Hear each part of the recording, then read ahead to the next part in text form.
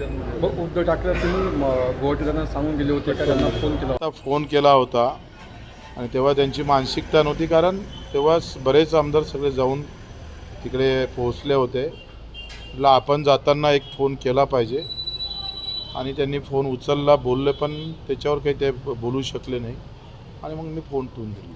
आजही कसे संबंध आहेत मातोश्री सोबत? संबंध कसे आहे म्हणजे आमचे काही धुऱ्याचे भांडणं नाही आहे, घराचे भांडणं नाही आहे, राजकीय आहे. राजकारणात तुम्हाला माहीत आहे का, या 5 वर्षात जर आपण पाहिलं तर एक कॉमन गोष्ट पाहिली, बाळासाहेब ठाकरेंचा फोटो सगळ्याच्या बॅनरवर होता.